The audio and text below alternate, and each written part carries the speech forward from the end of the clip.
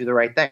Well, speaking baseball and Mets and Yankees here, we got to talk about the biggest story out of the NFL draft, and that was that Alex Rodriguez and Jennifer Lopez put a plan together here to come back and be the king and queen of New York and try to buy the Mets. It'll be a large ownership group, obviously, but this would be crazy because, first of all, I'd be missing A-Rod on Fox and ESPN. But on the flip side, my New York Mets are going to have a great baseball mind who, for the most part, I think most players in the league really like this guy, look up to him, and they want to come here. And, you got the J-Lo factor, of course, but, could you imagine the Jennifer Lopez concert at Citi Field? That would be pretty cool. But overall, it comes down to who's going to be in this group because the last thing the Mets need is a big group of like 50 investors, and they have no money. They bought the team, but they can't spend. They need to get somebody in here who's filthy rich, I don't know, maybe like Steve Cohen, who could just spend and spend and spend and treat the Mets like a big market team they actually are. Yeah, imagine Jenny from the block being the queen of queens. How great would that be for you? It would be great. It would be absolutely fantastic. I know you and I were on the J-Lo bandwagon long before anybody else. I mean, what a power couple, Joe. That doesn't get any bigger than them. It's crazy, right? Absolutely. So, I don't really think they have a realistic chance here to buy the Mets, unless, like I said, there's a lot of people who are like, you know what? If they could do like a Derek Jeter thing and fool these people where they're going to purchase like a 4% stake of ownership but control the team like Jeter does, then kudos to them. That'd be really impressive. Yeah, so I've heard that they've already done their due diligence and reached out and spoken to investors, and I know that J.P. Morgan Chase right now, their high-ranking financial people are very interested in teaming up with J-Lo and A-Rod to put together a purchase package and offer for the Mets, right? So I'm sure these conversations have been ongoing, and the one thing that you've always heard A-Rod say, even back when he was playing baseball, is he's always wanted to be closely aligned, and he's always wanted to be a part of a team, whether that be president, overseeing all the operations, whether that meant owning a team. This isn't the first time that we've seen an athlete want to own a team and have the drive to put together a package to own a team. Not that long after he retired. I mean, A-Rod's only been out of baseball for the last 4 or 5 years now. That's not really a long time. We've only just started getting used to him in the booth, and he's actually very, very good in the booth. He's a solid play-by-play guy. He's better on TV, I think. But yeah, so this has a legitimate chance to get off the ground simply because I think those two, more than anything, are about good PR, and they both know that the Mets opportunity in the long run is a tremendous PR opportunity. I think they realize, like, if you become the owner of the Mets, it's instantly big PR because a lot of the fans are sick of the Wilpons, and if you win if the Mets win, that's correct. You're immortalized because A-Rod delivering a championship for the Mets would be 100 times bigger than what he did in 2009 when he single-handedly led the Yankees to the World Series. 100%. It's the to take perfect example of this, look at Mark Messier. He won 5 Stanley Cup championships in Edmonton.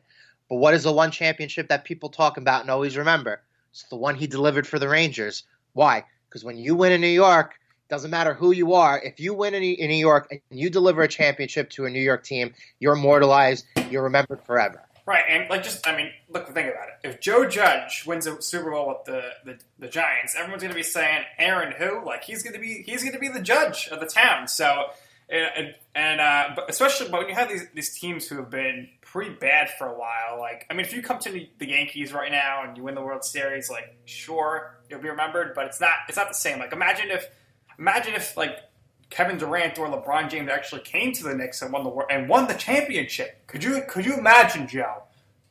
the statues that would be immortalized for these guys. If somebody won a championship with the Knicks. If the Knicks, I stand by this. If the Knicks ever won a championship, the entire city would burn down. Because I think a lot of people in New York, even though they're not necessarily basketball fans first, a lot of people have a vested interest in watching the Knicks turn the corner and be competitive and ultimately win a championship again. And now we're nearing the point where we're going 40-plus years without a Knicks championship. So that drought it's starting to creep in and getting into like territories like how other teams have broken championship droughts in the last decade. You saw it with the Blackhawks in Chicago. You saw it with the Cubs in Chicago as well. You recently saw it with the Blues and the Capitals winning back-to-back Stanley Cup titles in the last 2 years, right? So yeah, if the Knicks were to ever win a championship and if somebody were to ever come here and be instrumental in that happening, the city would burn down. The place would go freaking insane. And again, not because people like basketball. It's just that people like to see like things like that happen. They like to see teams turn it around and be good and be relevant again. So best basketball team in New York right now, New York Liberty. Amazing draft. 5 first-round picks. They're going to be winning the championship long before the Nets and the Knicks. No doubt about it. No doubt about it. So that was impressive. All right, Joe, let's finish this off strong here. Let's talk a little WWE. We never addressed the releases from 2 weeks ago. I think we're going to see a lot of these guys back at some point, just based on the financial aspects of things. Once hopefully this stuff passes along, but the biggest names that got released to me that could maybe make a big impact elsewhere. Not even punning here with impact. Is going to be Zack Ryder and EC3. I think these two guys, every company's going to want them, and I think these are the two guys that maybe WWE regrets letting go down the road. Yeah, I agree. I think AEW is going to be all over EC3. I don't know why they never used him. They never bothered to try to use him. They only used him once during that period of time before WrestleMania last year where Dean Ambrose was on his way out, and he ended up beating Ambrose in a match, and everybody got pissed off about it, and then you never saw him on TV again. So I agree with that. I think there's still a lot of charisma, and there's still a lot of energy in Zack Ryder, and you see that. And for a lot of those releases, I mean, you usually see WWE do their normal spring cleaning. So in this sense, it was just kind of a little bit of on overdrive just because of the circumstances that are happening in the world right now. But when push comes to shove, a lot of these talents that they release are just the result of ultimately what was a bloated roster. There are a lot of people who may not necessarily be the best fits for WWE, but are good pro wrestlers and deserve the opportunity to shine elsewhere. And I think Carl Anderson and Luke Gallows are two really good examples of that.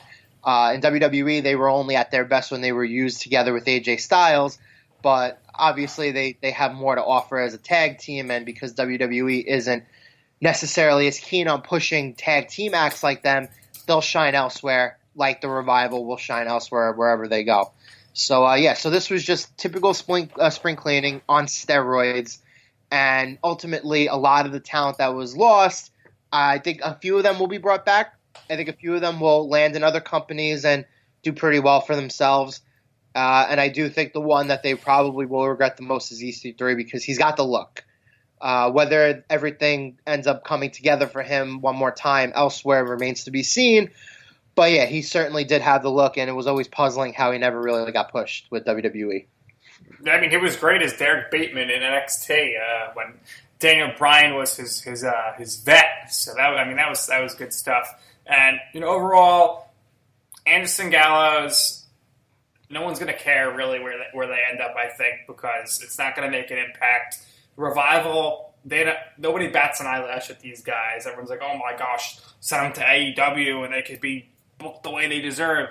So they're going to have a match with the Young Bucks. I don't care. Do you care, Joe? Because to me, if you're AEW and you want to bring in a big tag team to make an impact, you bring Enzo and Cass. Those guys are stars. People know who they are. People care about them. They're needle pushers. Right. You need, first and foremost, you need charisma. And The Revival are the kind of guys who, if they're sharing the ring with another team that's super charismatic and super entertaining and that the fans love, then it'll work. I mean, we saw this countless times. The Revival, their best feuds in NXT were with Enzo and Cass and American Alpha, who everybody loved, and also Johnny Gargano and Tommaso Ciampa when they were together as DIY. And then when you saw it on the main roster, the Revival were at their best when they were fighting the Usos or fighting the New Day. Teams that are all more charismatic, more entertaining than them, more over with the crowd, sell merchandise, you know what I mean?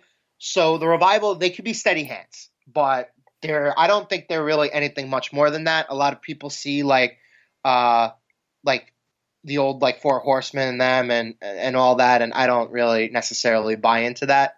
So yeah, I mean, it's not like they're climbing the ladder of success here. But speaking of ladders, in a future episode, real soon, we'll be talking Money in the Bank. Of course, we'll do our unique perspective of previewing it. Jill will have the betting odds again, like we do for WrestleMania. We appreciate all of our listeners who listen to that episode and all of our episodes. But that's going to do it here for a jam-packed episode 10 of You Know I'm Right. Joe, we talked NFL, MLB, NHL. We talked NBA, we talked J-Lo, A-Rod, we talked Kristen Cavallari, Jay Cutler, we talked WWE and AEW. I think that's it. We covered everything except one thing, so let's bring it up right here. I know there's been some buzz about this, okay? You mentioned it first here on this podcast, the You Know I'm Right podcast, and that is UFC come up in May at the Performance Center with WWE. Has Dana White spoken to Vince McMahon at this point?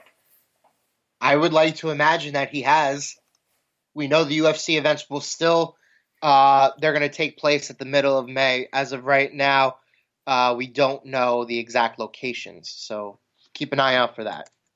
All right. We did see that the boxing world is looking to hopefully maybe use the Performance Center as well. So could be a way for WWE to make some money off this. All right. So that's going to do it for episode 10 here of You Know I'm Right. For Joe Calabrese, I'm Nick Durst. Thank you for listening.